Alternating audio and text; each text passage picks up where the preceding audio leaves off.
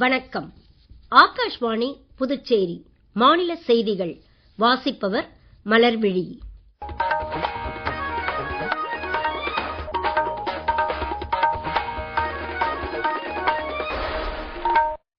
தலைப்புச் செய்திகள். தேசப்பிதா மகாத்மா காந்தியின் 156வது பிறந்த நாளான இன்று நாட்டின் பல்வேறு பகுதிகளில் அஞ்சலி செலுத்தும் நிகழ்ச்சிகள் நடைபெற்றன. காமராஜரின் வாழ்க்கை, எளிமை, நேர்மை ஆகியவை ஏழைகளின் மேம்பாட்டிற்கு விலைமதிப்பற்ற பங்களிப்பை அளித்துள்ளதாக குடியரசு துணைத் தலைவர் திரு சி.பி. ராதாகிருஷ்ணன் தெரிவித்துள்ளார். ஆபரேஷன் சிந்தூர் இந்திய ஆயுதப்படைகளின் தொழில்நுட்ப வலிமையை உலகிற்கு வெளிப்படுத்தியுள்ளதாக மத்திய அரசு தெரிவித்துள்ளது. பிரதமர் திரு நரேந்திர மோடியால் தொடக்கி வைக்கப்பட்ட தூய்மை இந்தியா திட்டம் நாட்டில் சமுதாய புரட்சியை ஏற்படுத்தியுள்ளதாக புதுச்சேரி துணைநிலை ஆளுநர் திரு கைலாஷ்நாதன் தெரிவித்துள்ளார். இனி விரிவான செய்திகள். தேசப்பிதா மகாத்மா காந்தியின் 156வது பிறந்த நாளான இன்று நாடு முழுவதும் அஞ்சலி செலுத்தும் நிகழ்ச்சிகள் நடைபெற்றன. புதுடெல்லி ராஜ்காட்டில் உள்ள மகாத்மா காந்தியின் நினைவிடத்தில் சர்வமத பிரார்த்தனை நடைபெற்றது.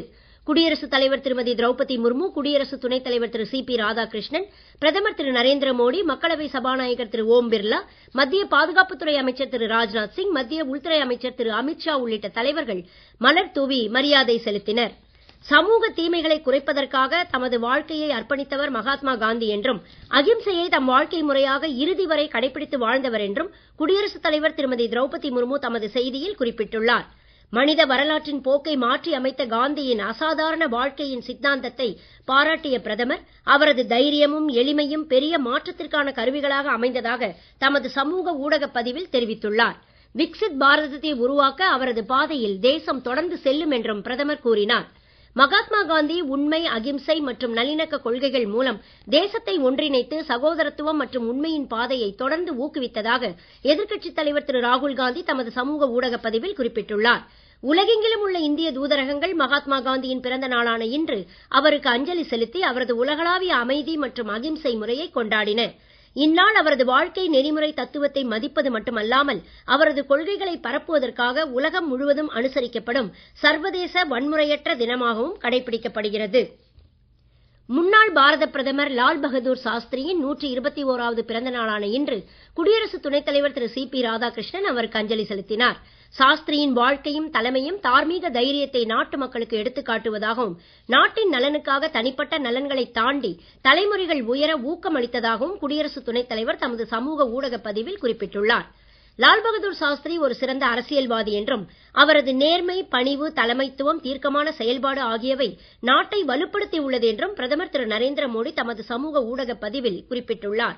ஜெய் ஜவான் ஜெய் கிசான் என்ற அவரது அழைப்பு மக்களிடையே தேசபக்தியை தூண்டியது என்றும் பிரதமர் தெரிவித்துள்ளார். சுதந்திர போராட்ட வீரரும் தமிழக முன்னாள் முதலமைச்சருமான காமராஜரின் நினைவு தினமான இன்று குடியரசு துணைத் தலைவர் திரு சி.பி. ராதாகிருஷ்ணன் அவரை நினைவு கூர்ந்தார்.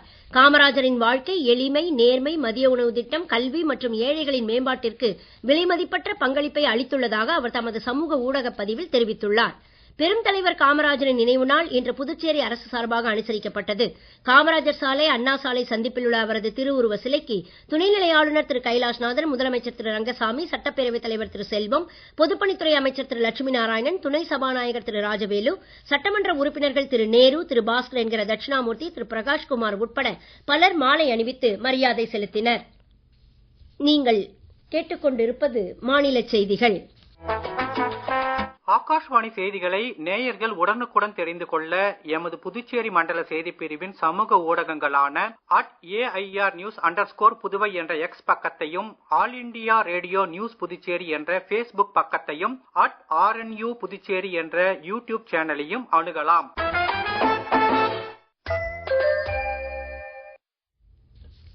பிரதமர் திரு நரேந்திர மோடி தலைமையிலான அரசு மக்கள் சேவை, நல்லாட்சி என்ற தாரக மந்திரத்தின் அடிப்படையில் நாட்டில் மாற்றங்களையும் முன்னேற்றத்தையும் கொண்டுவர அயராது உழைத்து வருகிறது.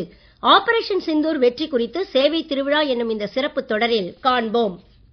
ஏப்ரல் 22ஆம் தேதி ஜம்மு காஷ்மீரின் பஹல்காமில் நடைபெற்ற பயங்கரவாத தாக்குதலை தொடர்ந்து மே 6 மற்றும் 7ஆம் தேதிகளின் இடைப்பட்ட இரவுகளில் இந்தியா ஆபரேஷன் சிந்தூர் என்ற திட்டத்தை தொடங்கியது. குறுகிய காலத்திற்குள் பாகிஸ்தான் மற்றும் பாகிஸ்தான் ஆக்கிரமிப்பு காஷ்மீரில் உள்ள 9 பயங்கரவாத மறைவிடங்கள் தாக்கி அழிக்கப்பட்டன. இதன் மூலம் இந்திய ஆயுதப்படைகளின் தொழில்நுட்ப வலிமையை இந்தியா உலகிற்கு வெளிப்படுத்தியது. இந்தியாவில் தயாரிக்கப்பட்ட வான் பாதுகாப்பு அமைப்புகள் மற்றும் பிரம்மோஸ் ஏவுகணைகள், உள்நாட்டு ட்ரோன்கள் மற்றும் ஏஐ அடிப்படையிலான அமைப்புகள் தங்களது திறன்களை வெளிப்படுத்தின. இந்தியாவின் வளர்ந்து வரும் ராணுவ வலிமைக்கு இதுவே சான்றாகும். ஆபரேஷன் சிந்தூர் முடியவில்லை என்றும் அது தற்போது இடைநிறுத்தம் செய்யப்பட்டுள்ளது என்றும் பிரதமர் திரு நரேந்திர மோடி கூறியுள்ளார். மேலும் பாகிஸ்தான் ஆதரவுடன் மீண்டும் ஏதேனும் பயங்கரவாத தாக்குதல் நடைபெற்றால் இந்தியா ஒரு பெரிய தாக்குதலை நடத்துவதன் மூலம் பதிலளிக்கும் என்றும் அவர் எச்சரித்துள்ளார்.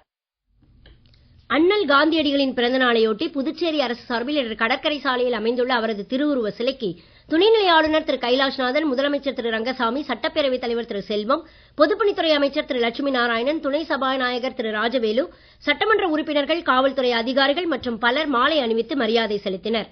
இதனைத் தொடர்ந்து மும்மத பிரார்த்தனை நிகழ்ச்சியும், தேசபக்தி பாடல்களும், கதர் மற்றும் கிராம தொழில் வாரிய ஊழியர்களின் நூல் நூற்பு நிகழ்ச்சியும் இடம்பெற்றன. காரைக்காலிலும் காந்தி ஜெயந்தி விழா வெகு சிறப்பாக நடைபெற்றது. குடிமைப் பொருள் வழங்கல் மற்றும் நுகர்வோர் விவகாரங்கள் துறை அமைச்சர் திரு திருமுருகன், அம்மாவட்ட ஆட்சியர் திரு ரவி பிரகாஷ் உள்ளிட்ட பலர் மகாத்மா காந்தியின் திருவுருவப் படத்திற்கு மலர் தூவி மரியாதை செலுத்தினர். நாட்டில் தற்போது அமலாகி வரும் அடுத்த தலைமுறை ஜிஎஸ்டி சீர்திருத்தங்கள் மறைமுக வரி கட்டமைப்பை எளிமைப்படுத்துவதில் முக்கிய நடவடிக்கையாக அமைந்துள்ளன. இதுவரை 4 அடுக்குகளாக இருந்த ஜிஎஸ்டி கட்டமைப்பு 5%, 18% என 2 அடுக்குகளாக குறைக்கப்பட்டுள்ளது. உரங்கள் மற்றும் விவசாய இயந்திரங்களின் வரிவிகித சீர்திருத்தத்தின் மூலம் விவசாயிகளுக்கு கிடைக்கும் பயன்கள் ஏராளம். அது குறித்த ஒரு செய்தி தொகுப்பு. விவசாயிகள் மீதான நிதிச் சுமையை குறைக்கவும், கிராமப்புற வளர்ச்சியை ஊக்குவிக்கவும், அத்தியாவசிய விவசாய உபகரணங்களை மலிவு விலையில் விற்கவும் தற்போது அமல்படுத்தப்பட்டுள்ள ஜிஎஸ்டி சீர்திருத்தங்கள் பெரும் மாற்றத்தை உருவாக்கும் என்று எதிர்பார்க்கப்படுகிறது. தெளிப்பான்கள், சொட்டு நீர் பாசன அமைப்புகள், அறுவடை இயந்திரங்கள் மற்றும் சிறிய டீசல் என்ஜின்கள் மீதான ஜிஎஸ்டி 12%லிருந்து 5% குறைக்கப்பட்டுள்ளது. இது நீர் சேமிப்பு மற்றும் நீர்ப்பாசனத்தை ஊக்குவிக்கும், மேலும் உற்பத்தி திறனையும் அதிகரிக்கும். உயிரி பூச்சிக்கொல்லிகள் மற்றும் நுண்ணூட்ட சத்துக்கள் மீதான வரியும் 5% குறைக்கப்பட்டுள்ளது. இந்த ஜிஎஸ்டி சீர்திருத்தங்கள் விவசாயிகளுக்கான செலவுகளை குறைத்து சுற்றுச்சூழலுக்கு உகந்த விவசாயத்தை ஊக்குவிக்கும். அது மட்டுமின்றி அமோனியா, சல்பியூரிக் அமிலம், நைட்ரிக் அமிலம் போன்ற உரங்கள் மீதான ஜிஎஸ்டி வரியும் 18%லிருந்து 5% குறைக்கப்பட்டுள்ளது. இதன் மூலம் உயிரி பூச்சிக்கொல்லிகளை பயன்படுத்த விவசாயிகளை ஊக்குவித்து மண்ணின் ஆரோக்கியத்தையும் பயிர் தரத்தையும் மேம்படுத்த உதவுகிறது. இது விவசாயத்தை வலிமையானதாகவும் தன்னம்பிக்கை உடையதாகவும் மாற்றும் என்று மத்திய அரசு தெரிவித்துள்ளது. புதுச்சேரி உள்ளாட்சித்துறை சார்பில் தூய்மையே சேவை 2025 விழாவின் நிறைவு நாள் நிகழ்ச்சி இன்று நடைபெற்றது. பெருந்தலைவர் காமராஜர் மணிமண்டபத்தில் நடைபெற்ற இந்த நிகழ்ச்சியில் துணைநிலை ஆளுநர் திரு கைலாஷ்நாதன் கலந்து கொண்டு தூய்மை சேவையில் சிறப்பாக பணியாற்றிய நிறுவனங்கள், மாணவர்கள், தன்னார்வலர்கள், துப்புரவு பணியாளர்கள், கல்வி நிறுவனங்களுக்கு பரிசுகளை வழங்கினார். நிகழ்ச்சியில் முதலமைச்சர் திரு ரங்கசாமி, சட்டப்பேரவைத் தலைவர் திரு செல்வம், மாநிலங்களவை உறுப்பினர் திரு செல்வ கணபதி, தலைமைச் செயலர் திரு சரத் சௌகான் உள்ளிட்ட பலர் கலந்து கொண்டனர். நிகழ்ச்சியில் பேசிய திரு கைலாஷ்நாதன், பிரதமர் திரு நரேந்திர மோடியால் 2014ஆம் ஆண்டு தொடக்கி வைக்கப்பட்ட தூய்மை இந்தியா திட்டம் இந்தியாவில் ஒரு சமுதாய புரட்சியை, தேசிய அளவில் தூய்மை குறித்த விழிப்புணர்வை ஏற்படுத்தி இருக்கிறது என்றால் அது காந்தியடிகளுக்கு நாம் செலுத்தும் உண்மையான மரியாதையை காட்டுவதாக தெரிவித்தார். மேலும் அவர் கூறுகையில், 2014 தொடங்கியது இதுவரைக்கும் இந்தியாவில் 12 கோடி இண்டிவிஜுவல் டாய்லெட்ஸ் கட்டியிருக்காங்க. அதே மாதிரி 2 லட்சம் கம்யூனிட்டி சானிட்டரி காம்ப்ளெக்ஸ் கூட கட்டியிருக்காங்க. கிராமங்கள் கழிப்பிட வசதி பெற்றிருக்கிறது. நகரங்கள் குப்பையை கையாளுவதில் முன்னேறி இருக்கிறது. நம்முடைய கடற்கரைகள், கோயில்கள், ரயில் நிலையங்கள், சுற்றுலா மையங்கள், நீர்நிலைகள் எல்லாம் தூய்மையாக இருக்கின்ற உலக நாடுகள் எல்லாம் இந்தியாவின் மாற்றத்தை, வளர்ச்சியை பார்த்து இந்தியா உலகத்துக்கு ஒரு எடுத்துக்காட்டு என்று பாராட்டுகிறேன். தூய்மையான இந்தியாவை, ஆரோக்கியமான இந்தியாவை உருவாக்க முடியும் என்ற பிரதமர் திரு நரேந்திர மோடியின் எண்ணத்தின் அடிப்படையில் இதுபோன்ற விழாக்களை நாம் கொண்டாடி வருவதாக முதலமைச்சர் திரு ரங்கசாமி தெரிவித்தார். மேலும் அவர் கூறுகையில், ஒரு சிறிய வயதிலிருந்து, பள்ளி பருவத்திலிருந்து நம்முடைய பகுதியை நாம் சுத்தமாக வைத்திருக்க வேண்டும் என்ற ஒரு எண்ணம் பிள்ளைகளுக்கு வறுமையானால் அந்த எண்ணத்தினுடைய அடிப்படையில் அவர்கள் வளரும் பொழுது, ஒரு பெரியவராகும் பொழுது எனவே எல்லாம் சுத்தமாக வைத்திருக்க வேண்டும் எண்ணத்தில் அவர்கள் நடந்து கொண்டிருக்கின்ற விதம் இருக்கும் என்பதை நாம் தெரிந்து கொள்ளலாம். அப்போ பள்ளி பருவத்திலிருந்து அது நாம் தூய்மையாக இருக்க வேண்டும், சுத்தமாக வைத்திருக்க வேண்டும். நம்முடைய இடங்களை குப்பை குளங்கள் தெருவில் கொட்டக்கூடாது, கழிவுப் பொருட்களை எல்லாம் தெருவில் கொட்டக்கூடாது, வீதியில் இருக்கக்கூடாது என்பதையெல்லாம் நம்முடைய பிள்ளைகளுக்கு பள்ளிகளில் அறிவுறுத்த வேண்டும். மீண்டும் தலைப்புச் செய்திகள். தேசப்பிதா மகாத்மா காந்தியின் 156வது பிறந்த நாளான இன்று நாட்டின் பல்வேறு பகுதிகளில் அஞ்சலி செலுத்தும் நிகழ்ச்சிகள் நடைபெற்றன.